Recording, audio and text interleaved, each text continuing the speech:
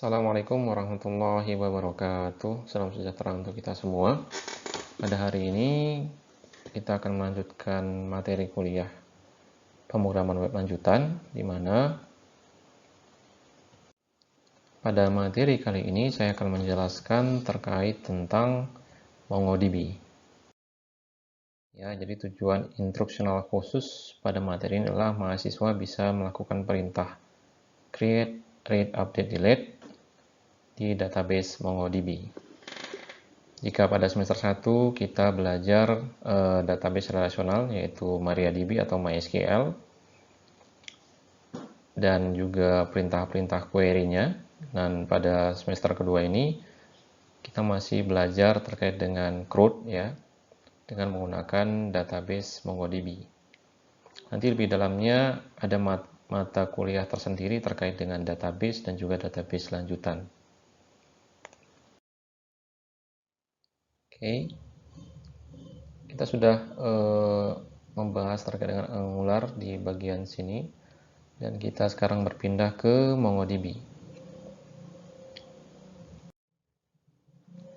Ya, untuk yang pertama saya akan menjelaskan terkait dengan relational database dan NoSQL database. Ya, NoSQL not only structure query language, ya, not only SQL database. Nah, ini sudah dipelajarin waktu semester 1 ya. Jadi ada beberapa keterangan terkait dengan relational database. Ya, yang pertama adalah data disimpan dalam bentuk record di dalam tabel. Jadi kalau relational database atau database relasional itu dalam bentuk tabel-tabel ya. Jadi ada database-nya terdiri dari beberapa tabel. Dan tabelnya terdiri dari atas baris dan kolom. Dan data disimpan dalam bentuk record. Jadi record itu mewakili satu baris ya. Jadi kalau satu kolom itu tipe datanya sama, ya misalnya kolom 1 nama, itu tipe datanya string. Kolom 2 misalnya umur, tipe datanya integer. Nah, kalau satu record, satu baris itu terdiri dari beberapa tipe data. Oke, database relasional ini merupakan database yang paling banyak digunakan dan paling lama digunakan ya, selama beberapa dekade, puluhan tahun ya, baik digunakan oleh perusahaan kecil maupun perusahaan besar ya. Mungkin kalian waktu semester 1 kita belajar MariaDB atau MySQL. Ada database yang lain seperti Oracle yang sangat enterprise ya, sifatnya enterprise, biasanya digunakan di perusahaan-perusahaan besar. Yang kedua, relational database itu memperlakukan skema data dan relasi ya. Jadi ada skema data dan relasi. Kalau relasi ini nanti ada relasi satu ke banyak, ada relasi satu ke satu ya. Sementara kalau skema data nanti ini dipecah jadi beberapa tabel ya, dipecah dari beberapa tabel. Jadi kalau misalnya tabel itu terdiri dari banyak data ya, datanya bervariasi, biasanya dipecah menjadi beberapa tabel, kemudian dibuat relasinya. Kemudian berikutnya database relasional menggunakan bahasa query yang umum atau structure query language. Nah, biasanya kalau database relasional standar query-nya itu sudah ada ya. Misalnya query di MySQL itu sama dengan beberapa atau mayoritas sama dengan query di Oracle atau di Postgre ya. Walaupun beberapa fitur ya seperti Oracle misalnya atau di Postgre mungkin punya sintaks query yang bukan umum ya, bukan umum. Jadi mereka punya sendiri gitu. Tetapi mayoritas hampir semua database relasional untuk standar query-nya itu udah ada. Ya. Kemudian relational database menggunakan kunci untuk mengikat beberapa bagian dalam menyusun data. Ya, jadi kalau misalnya dalam satu kolom biasanya ada yang disebut dengan primary key. Ya. Kemudian nanti ada unique key. Unique key ini merupakan cadangan dari primary key. Kemudian untuk terhubung ke tabel lain nanti ada namanya foreign key. Ya, nanti dipelajarin lebih detail di mata kuliah database dan database lanjutan. Yaitu ada 2 mata kuliah, setahu saya ya. Oke, ini contohnya. Nah, kalau misalnya kita lihat di sini, ini skema yang sederhana, tapi bisa menjadi sangat kompleks ya. Nah, ini mewakili satu tabel, ya. Kita sebut misalnya tabel alamat atau address. Kemudian di sini ada tabel telepon, ya. Kemudian nanti di sini ada tabel user. Nah, kalau kita mau menampilkan data yang lengkap, misal usernya namanya si John, nama depannya John, nama belakangnya Smith, John Smith gitu ya. Kita mau tahu alamatnya di mana dan nomor handphonenya berapa gitu, atau nomor teleponnya berapa. Maka kita harus mengquery ke beberapa tabel ya. Istilahnya join. Di join dari beberapa tabel untuk digabungkan menjadi satu data yang kompleks atau data yang yang lengkap. Bayangkan kalau misalnya si John Smith ini punya banyak rumah atau punya beberapa nomor telepon ya. Jadi bisa sangat kompleks untuk query-nya.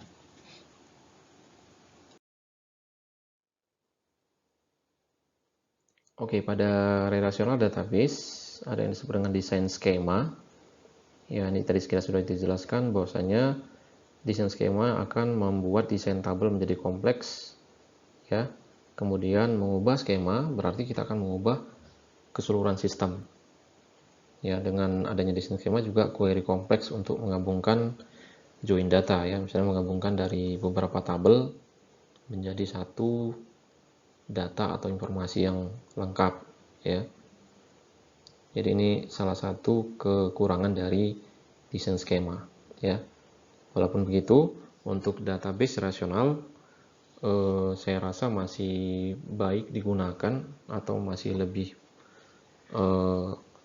lebih bagus, lebih tangguh dibandingkan dengan NoSQL bila diterapkan untuk perusahaan ya, apalagi untuk database keuangan yang sifatnya sensitif ya atau bersifatnya rahasia. Saya rasa masih lebih baik menggunakan database relasional dibandingkan dengan database NoSQL ya, baik itu seperti reporting gitu. Di perusahaan-perusahaan besar saya rasa masih lebih mementingkan struktur dan juga keamanan ya.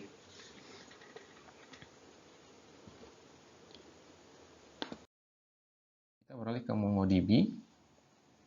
MongoDB merupakan database, salah satu sistem database yang sifatnya NoSQL ya. Ada beberapa yang menggunakan NoSQL dan ini database yang NoSQL ini sangat booming belakangan ini, terutama ketika ketika heboh-hebohnya big data ya, banyak yang menggunakan MongoDB ya. Bahkan beberapa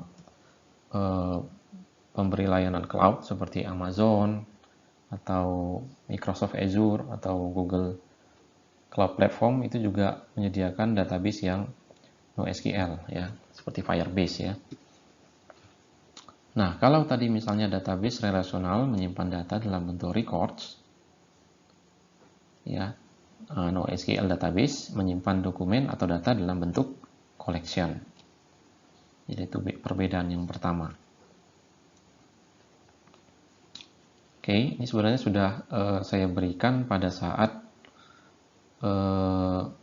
di awal-awal ya, nih kelebihan dari MongoDB. Jadi menyimpan data aplikasi, user, dan lain-lain, mungkin hampir mirip dengan relational database. Kemudian tidak memperlakukan skema data dan relasi. Ya, jadi minggu lalu sudah belajar terkait dengan JavaScript Object Notation atau JSON. Ya. Kemudian koneksinya mudah, dengan menggunakan Node-Express. Mungkin minggu depan kita akan membahas bagaimana koneksi dari front end ke database dengan menggunakan back end Express. Dan database ini sangat powerful, mudah diintegrasikan dengan lingkungan Node dan Express, karena nanti sintaks MongoDB ini menggunakan JavaScript, ya, ekspresi JavaScript.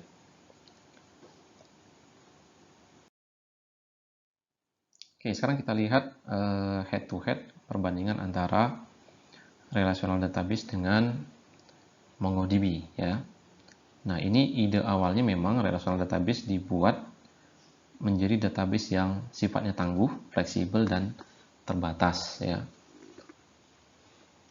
Dan yang kedua, relational database itu memang dirancang untuk database administrator, ya. Jadi memang diperlukan satu orang yang ahli, yang khusus mengetahui seluk-beluk dari database, ya. Mulai dari itu mendesain database-nya itu nggak sembarangan, ya, karena dia harus punya gambaran besar bagaimana mendesain antara tabel yang satu dengan tabel yang lain, bagaimana nantinya relasi antara tabel, ya, bagaimana nanti misalnya ada normalisasi tingkat 1, tingkat 2, tingkat 3, dan seterusnya, ya. Jadi memang butuh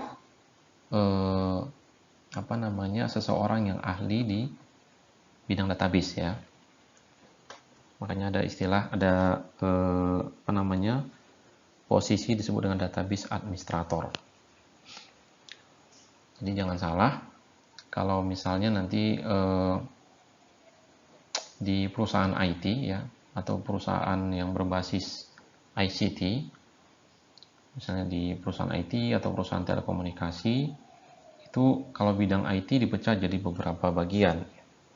Ada yang namanya service desk, ada yang namanya help desk, ada yang namanya database administrator, ya. Kalau database administrator, dia lebih fokus ke bagaimana mendesain database, mendesain tabel, dan juga bagaimana programmingnya. Programming di sini bukan maksudnya seperti PHP atau Angular, ya. Database programming maksudnya penggunaan query-query itu sehingga bisa menghasilkan informasi dari suatu data, ya. Dan ini salah satu prospek juga untuk kalian kalau mau menekuni di bidang database, ya. Jadi punya spesialisasi, ya, di bidang tertentu, ya. Nah, kebetulan saya pernah bekerja di perusahaan telekomunikasi, dan saya melihat memang masing-masing divisi IT itu punya spesifikasi tertentu, spesialisasi tertentu, ya. Misalnya kalau misalnya help desk itu biasanya kalau misalnya ada problem di pegawai, entah tidak bisa ngeprint atau misalnya tidak bisa connect internet, nah itu orangnya langsung datang melihat, memeriksa apa problem dari pegawai. Itu kalau misalnya namanya help desk, ya. Ada lagi namanya service desk. Kalau service desk ini biasanya kita telepon, ya. Misalnya password email kita tidak bisa mengakses email atau suatu aplikasi tertentu diblokir, kita telepon ke service desk. Nanti service desk menanyakan apa username kita, dan dia mereset passwordnya, nanti masuk ke handphone, kita baru bisa kerja lagi, ya. Kalau ada aplikasi di kantor yang terblokir, macam-macam, ya. Ada network administrator juga yang menangani jaringan, ya kan. Di samping programmer, developer, banyak macam-macamnya, ya. Nah, yang kedua, NoSQL database, ya. Model dokumen lebih dekat ke kode objek, jadi lebih dekat ke, ya, sama seperti kemarin membuat struktur JSON, ya.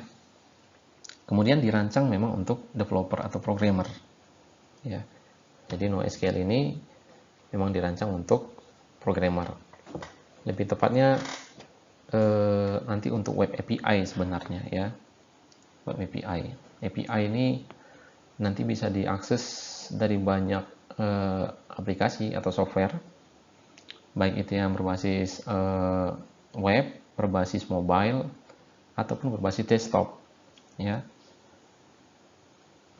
Jadi pemanfaatan API nanti sangat luas.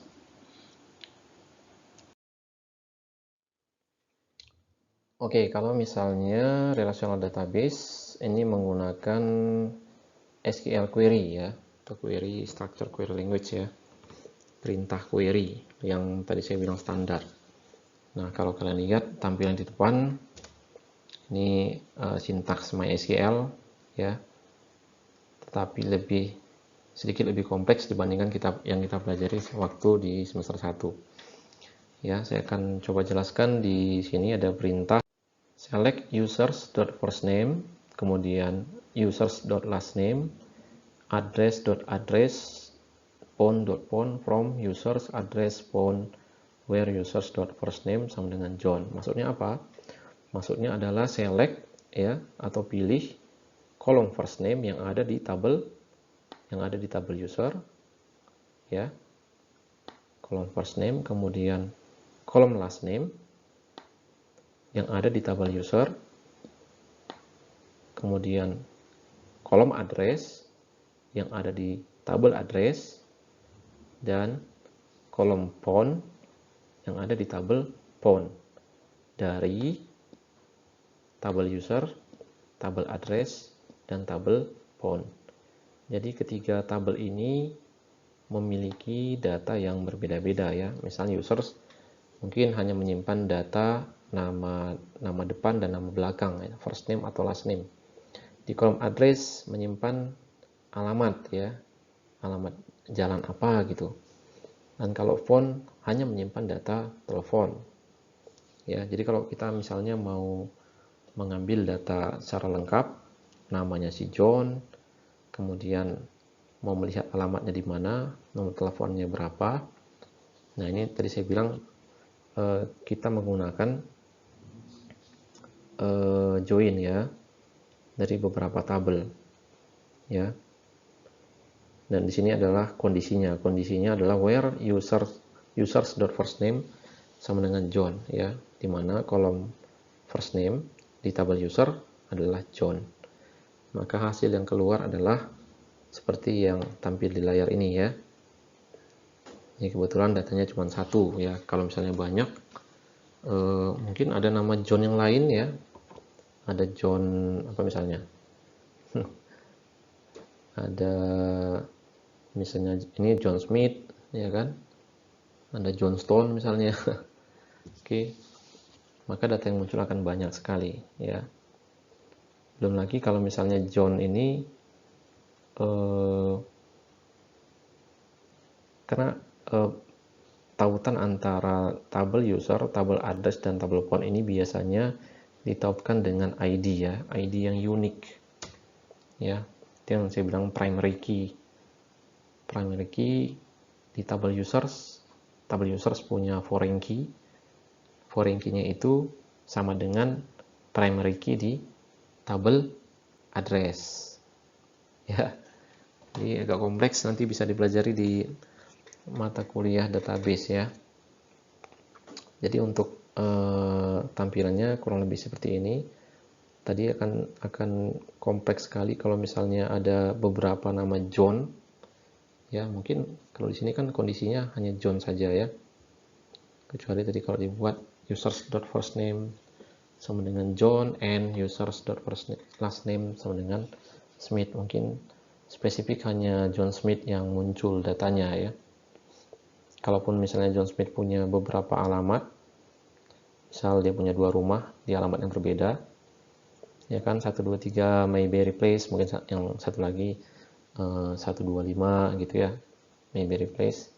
Atau misalnya dia memiliki lebih dari 1 nomor handphone atau nomor telepon, maka akan tetap muncul di sini ya. Tapi bayangkan kalau misalnya ada banyak nama John ya, kita akan kesulitan juga untuk mencari John mana yang sebenarnya kita cari Ya, jadi akan sedikit lebih kompleks untuk untuk menampilkan data secara utuh, karena masing-masing data yang terpecah itu dijoinkan dari beberapa tabel menjadi satu data yang lengkap, ya. Jadi ini akan menjadi suatu yang kompleks. Nah, yang berikutnya ini penanganan data di MongoDB. Ini di MongoDB Shell. Kalau kalian lihat di sini, connecting to test. Test ini maksudnya nama database-nya. Kemudian kalau kalian ingat waktu belajar MariaDB, ada perintah untuk create, ya, create itu menggunakan insert, ya, insert into, ya kan. Nah, kalau di MongoDB dia menggunakan perintah db baru nama collection-nya, kemudian perintahnya insert. Nanti kita lihat contoh yang lebih detail. Nanti ada satu contoh tersendiri terkait dengan kode-kode atau query di MongoDB, ya. Jadi kalau di sini ada perintah insert, masukkan nama depan, first name, last name, address, dan phone. Dan ini untuk masukkan data yang kedua. Kemudian ada perintah berikutnya db.users.find. Nah, ini untuk menampilkan datanya. Kalau misalnya di MariaDB select bintang from, nah seperti itu perbandingannya. Oke, kalau seperti ini, ya, kalau di MariaDB select bintang from, misalnya tabel user, select bintang from users where first name sama dengan John, ya. Tapi kalau di MongoDB perintahnya jadi seperti ini, db.users.find baru buka kurung awal, first name titik 2 John.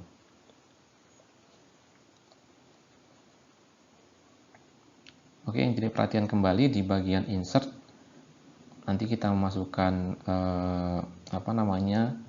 pasangan key dan value di sini, akan terbentuk objek ID dengan random, ya. Ini memang di-generate oleh MongoDB untuk objek ID-nya.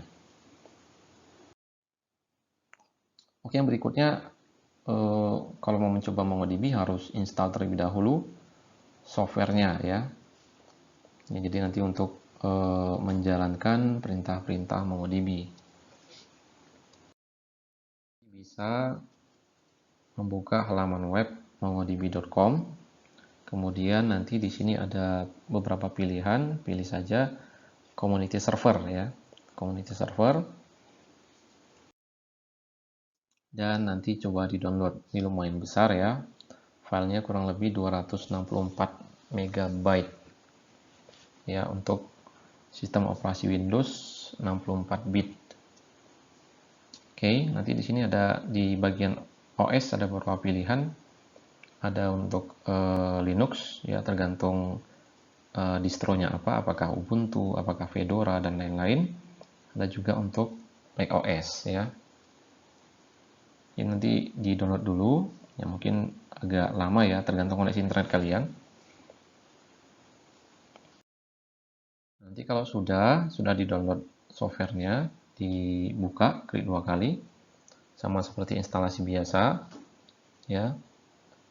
Kalau sudah muncul window seperti ini, di bagian pertama klik aja tombol next, kemudian di window yang berikutnya jangan lupa dicentang I accept the terms in the license agreement, kemudian klik lagi tombol next,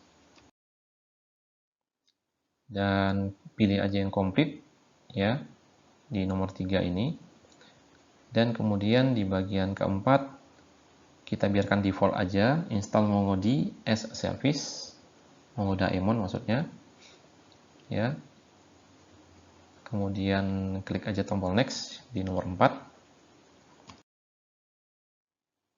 Dan ini opsional, terserah mau install MongoDB Compass atau tidak. Kalau mau diinstal, checklist aja. Ini secara default udah terchecklist, ya. Ini fitur GUI baru untuk MongoDB. Ya mirip-mirip kalau kayak inilah, kayak phpMyAdmin gitu ya. Oke, kemudian langkah berikutnya yang keenam, tinggal diklik tombol install sampai prosesnya selesai. Ditunggu aja untuk selesai. Oke, yang berikutnya nanti kalian cari lokasi di mana instalasi dari software MongoDB. Ya, kenapa dicari? Karena ini mau disetting global. Maksudnya global seperti apa? Jadi kalau udah setting global, nanti kita bisa memasukkan perintah Mongo atau MongoD-nya itu melalui terminal atau command prompt ya di sembarang lokasi ya. Jadi nggak harus masuk ke folder bin ya. Jadi kalau nanti kalian baru buka misalnya terminal, langsung ketik Mongo, itu langsung masuk ke sistem database dari MongoDB. Ya, ini sama seperti kayak setting compiler Java atau compiler C ya. Kalau misalnya nggak disetting environment-nya, ya compilernya harus di folder bin yang ada compilernya ya. Contoh kayak GCC atau G++ ya, karena kan dia menggunakan gcc.exe atau g++.exe. Tapi kalau kita setting environment-nya secara global, kita berada di folder manapun, kita bisa mengcompile file tersebut ya. Jadi nanti coba dicari, kalau di tempat saya defaultnya itu ada di C program file MongoDB /server /4.2 versinya /bin. Jadi ini nanti di blok ya, di blok dan di copy. Berikutnya kalau di Windows ya, di Windows tinggal ditekan aja tombol jendela ya, tombol super kalau saya bilang super Windows, dan ketikkan environment ya. Nanti muncul tampilan seperti ini dan diklik edit the system environment variables. Nah, muncul window yang ada di sebelah kiri. Klik tombol environment variables. Kemudian akan muncul window yang ada di sebelah kanan. Pilih path ya, diklik dulu di path-nya. Kemudian klik tombol edit.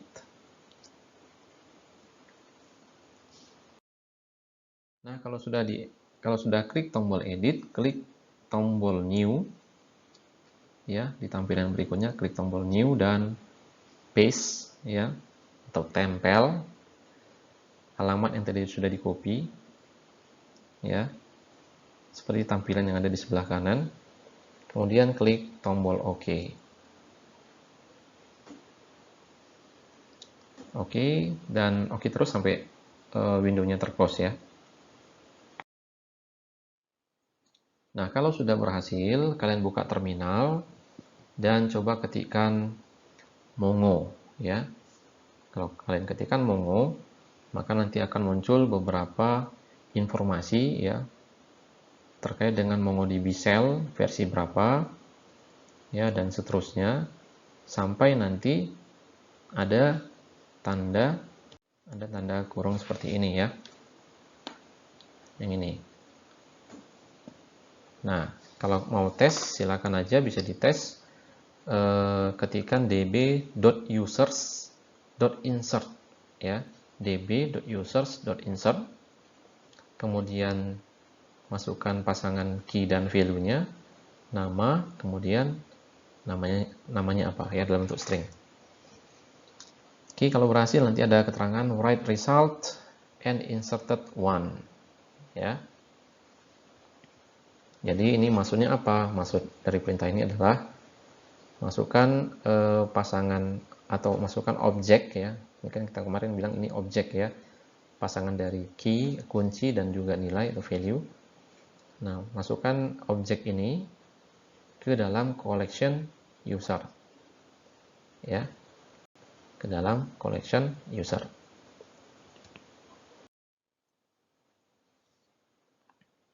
Oke, kita masuk ke query MongoDB ya.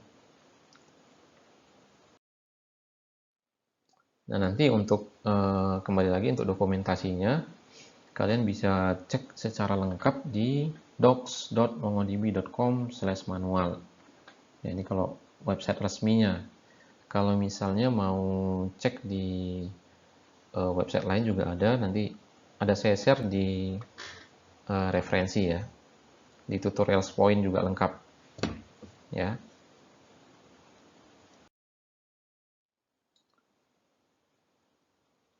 Oke, jadi kalau nanti mau masuk ke sistem database-nya MongoDB, yang pertama dilakukan adalah membuka command prompt dan ketikkan Mongo, ya, kemudian enter. Maka kita akan masuk ke sistem database dari MongoDB. Ya, nanti tampilan kurang lebih seperti ini ya.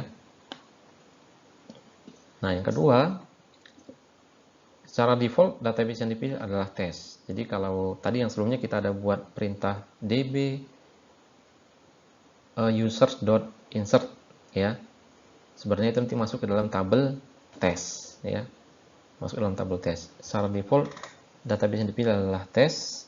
Hal ini bisa diketahui dengan memasukkan perintah db dan kemudian enter. Jadi maksudnya db ini adalah menampilkan database yang dipilih atau diselect ya. Nah, ini dia. db yang muncul tes ya, berarti database tes ini yang digunakan atau dipilih dari beberapa database yang ada. Nah, ini tadi saya bilang masih ingat data yang di entry di slide 22. Nah, sekarang akan kita tampilkan dengan melihat collections yang ada di database test dan melihat value dari collection tersebut. Jadi kalau nanti mau menampilkan database yang ada di sistem, yang terdaftar di sistem, bisa masukkan keyword show spasi dbs ya. Kalau misalnya dulu di MariaDB show databases ya. Tapi kalau di MongoDB show spasi dbs. Jadi di sini ada 4 database ya, admin, config, local, test. Nah, tadi secara default sudah terpilih ya. Database yang terpilih adalah test tadi secara defaultnya. Sehingga kalau kita masukkan perintah show collections, ya tampilkan semua collections, yang muncul adalah users. Oke. Sama seperti kalau misalnya di MariaDB, show tables ya. Jadi yang muncul tabel-tabel kan. Nah, berikutnya kita mau menampilkan objek ya atau data yang ada di collection users. Jadi yang dimasukkan adalah perintah db dot nama collectionnya dot find. Nah, sementara karena kita tidak memiliki parameter tertentu, kita biarkan kosong saja sehingga semua data akan tampil. Ya, karena hanya satu data yang ada di collections users, berarti yang muncul cuma satu. Oke. Ini keterangannya untuk menampilkan database ketika perintah show dbs ya. Nanti dicoba masing-masing di laptop masing-masing. Nah, untuk membuat database baru, nah perintahnya adalah use nama database. Contoh, use spasi belajar underscore mongo. Ya, seperti yang tampil di sini. Ya. Nah, di sini sudah ada keterangan switch to db belajar mongo. Tetapi ini belum cukup, ya. Karena kalau kita tampilkan database-nya, show dbs, belajar mongo belum muncul. Ya kan? Mana dia belajar mongo? Tidak ada. Ya. Jadi perintah use belajar mongo tidak cukup untuk membuat suatu database. Jadi minimal harus ada satu data di dalamnya sehingga database-nya bisa terbentuk, ya. Jadi kita tadi sudah memilih database namanya belajar mongo ya. Karena ada perintah ini use belajar mongo, berarti kita sudah menggunakan database yang namanya belajar mongo. Oke. Nah, kita masukkan satu data ya. db pesan insert. Nah, pesan ini berarti nama collection-nya, ya. db.pesan.insert. Di sini saya masukkan ada dua data, nama Ivan, kemudian pesan halo, ya. Dan ini keterangannya kalau berhasil ada keterangan seperti ini ya, write result and insert one.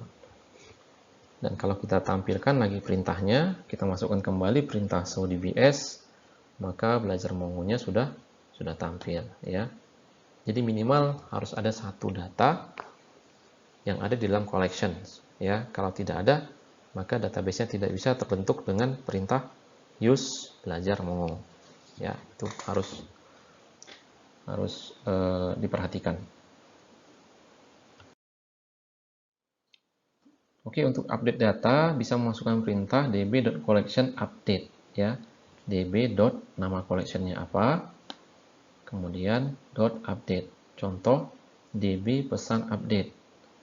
Ya, nanti di dalam kurung ini kita masukkan kondisinya, ya, atau value apa yang mau diupdate.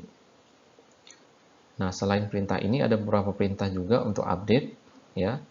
Perintah lainnya adalah db collection update 1, db collection update many kalau misalnya mau mengupdate banyak data, ya.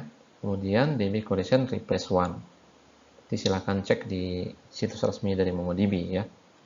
Di situ sudah lengkap, tinggal dicari aja di kotak pencariannya. Ya, sebagai contoh di layar kalau kalian lihat ada db.pesan.find. Nah, saya mau menampilkan datanya, data collection yang ada di collection pesan, ya, data yang ada di dalam collection pesan. Maka yang muncul data ini, ya, data yang tadi kita insert. Nah, sekarang saya mau ganti nih, saya mau ganti namanya Ivan jadi nama lengkap saya, Ivan Jaya gitu ya. Jadi db.pesan.update, ya, buka kurung. Yang tadi buka kurung. Kemudian ini sebagai patokannya lah, ya, sebagai patokannya nama .ivan, kemudian set apa yang mau dirubah, nama .ivan Jaya. Kalau misalnya kamu ganti pesannya juga boleh, ya, misalnya di sini pesan _2 halo dunia. Nanti yang berubah adalah pesannya, ya. Ini sebagai patokannya lah, atau kalau misalnya di MariaDB where-nya, ya, where nama sama dengan Ivan. Apa yang mau di-set? Apakah namanya, apakah pesannya, ya. Dan kalau di sini sudah berhasil, kita tampilkan kembali datanya sudah terupdate, ya. Tadinya seperti ini, sekarang jadi seperti ini, ya. Silakan nanti dicoba mengganti pesan misalnya dari halo menjadi halo dunia. Oke, kemudian ada delete, ya. Untuk delete data untuk mendelete data kita bisa memasukkan perintah db.collection delete one, ya. Contoh db.pesan delete one, ya. Jadi nama collectionnya apa, kemudian delete one. Nah, contohnya di depan ada db.pesan.find. Ini saya tampilkan. Ini sebenarnya saya sudah masukkan satu data lagi, ya, namanya si Budi, pesan halo dunia. Saya akan menghapus ini, ya, data ini. db.pesan delete one nama _2 Budi, ya. Oke. Di sini ada keterangan true, deleted count 1, ya. Nah, kalau tampilkan lagi collection-nya hanya ada satu data, ya. Ada perintah lain juga selain delete one, ada delete many kalau misalnya menghapus banyak, dan kemudian db collection.remove. Ini juga cuma satu data yang dibuang, ya.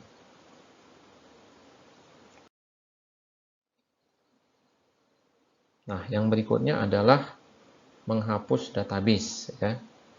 Tadi create database sudah. Kalau misalnya mau menghapus database bisa juga, ya. Simple, kalau mau menghapus database tinggal masukkan perintah db.drop database, ya. Dengan syarat database-nya harus sudah dipilih. Contoh kalau kita misalnya menggunakan tadi belajar Mongo misalnya, ya. kita use dulu ya. Contoh seperti di tampilan di layar kalian, show DBS. Di sini ada 1, 2, 3, 4, 5, 6, ada 6 database. Saya mau menghapus database yang ini ya. Nah, terlebih dahulu dipilih dulu. Ya, dipilih dulu dengan perintah use nama database-nya, belajar_mongo2. Ya. Nah, ini udah beralih ke mongo2, sudah kita gunakan ya. Baru kemudian tinggal masukkan perintah db.dropDatabase ya. Kalau kita tampilkan lagi dengan show DBS, maka database-nya sudah tidak ada lagi.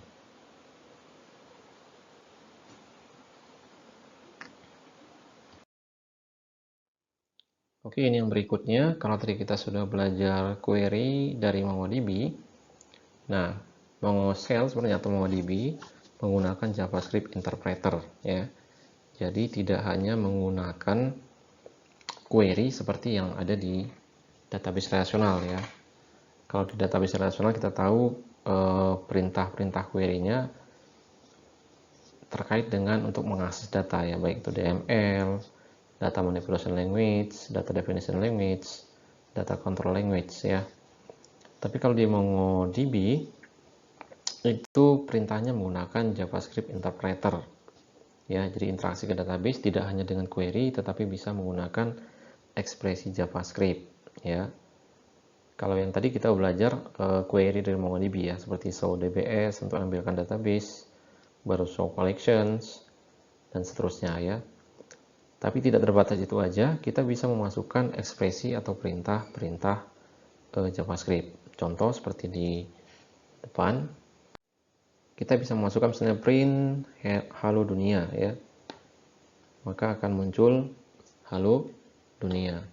Kemudian di sini saya set ada satu variabel namanya variabel perlengkapan yang tipe datanya array, ada 3 data di dalamnya.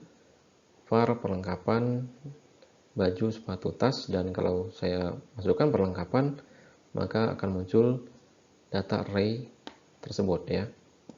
Yang berikutnya ini satu fitur bisa kita gunakan atau satu perintah menggunakan for ya, perulangan for. Misalnya saya mau mengenerate atau membuat 20 pengguna ya, 20 untuk username pengguna secara acak, maksudnya secara berurutan ya. Bisa memanfaatkan perulangan for ya. Perintahnya kurang lebih sama seperti bahasa C ya. For i sama dengan 1, i kecil sama dengan 20, i plus plus ya, jadi bertambah-tambah 1. Berikutnya apa? Tindakannya adalah db.pengguna.insert. Jadi nanti masukkan data setelah perintah db.pengguna.insert ya. Ini saya buat ada satu objek saja, satu key dan satu value ya, username, nanti key-nya username, kemudian value-nya adalah pengguna concatenation i ya. Nanti kalau misalnya i-nya 1, pengguna 1, i-nya 2, pengguna 2, i-nya 3, pengguna 3. Dan seterusnya sampai 20 ya. Dan ini nanti objeknya atau datanya ini disimpan di collection yang bernama pengguna ya.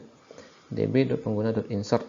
Jadi masukkan data ini ya, data di statement ini ke dalam collection pengguna. Oke, kalau berhasil nanti akan keluar keterangan seperti biasa, write result and insert one ya. Jadi di sini maksudnya bukan satu data yang masuk ya, tapi perintahnya dieksekusi. Nanti kurang lebih seperti di layar ya. DB untuk melihat database yang aktif atau yang lagi dipilih, atau database yang lagi diseleksi, yaitu belajar Mongo. Show collections untuk menampilkan collection yang ada di database belajar_mongo. Di sini ada 2 collection ya. Yang pertama tadi kita buat pesan. Oke, dan ini yang baru kita buat tadi, pengguna. Ya. Dan kalau kita tampilkan data collection dari pengguna dengan perintah db.pengguna.find, ya, maka akan muncul 20 data yang tadi kita generate ya.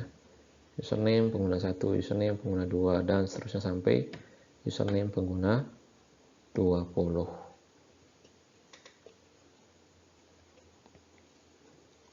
Oke. Oke, ini untuk referensi, kalian bisa baca-baca dokumen manualnya dari docs.mongodb.com atau dari www.tutorialspoint.com/mongodb/index.htm ya, untuk mempelajari query-query yang lain ya, karena yang tadi query yang kita pelajari itu query yang masih standar ya, baik itu create, read, update, dan delete, dan juga drop database. Sekian aja untuk materinya ya. Minggu depan mungkin saya akan membuat kuis, jadi kalian coba belajar di rumah. Kuisnya materinya dari setelah UTS ya, atau lebih tepatnya setelah pada saat penggunaan e-learning, materinya sampai dengan materi hari ini ya. Soalnya kuisnya selama 60 menit atau 1 jam, dan soalnya 60 soal ya. Jadi 1 soal 1 menit. Sifat soalnya pilihan berganda, true false atau benar salah, dan juga opsi pilihan. Jadi kalau pilihan berganda jawabannya cuma 1 ya, mungkin A, B, C, D, pilih antara 1. Kalau benar salah juga pilih salah satu ya, true false. Kemudian yang ketiga ada opsi pilihan. Jadi nanti saya memberikan 5 jawaban, pilih 2 yang benar gitu ya. Atau misalnya saya memberikan 4 jawaban, pilih 3 yang benar. Ya, jadi sifat soalnya ada 3, pilihan berganda, benar salah, dan juga opsi pilihan ya. Oke, sekian aja. Kalau misalnya kurang jelas, saya mohon maaf. Bisa ditanyakan di forum yang ada di e-learning. Ya, sekian saja dari saya. Wassalamualaikum warahmatullahi wabarakatuh. Sampai jumpa di materi kuliah saya yang berikutnya. Terima kasih.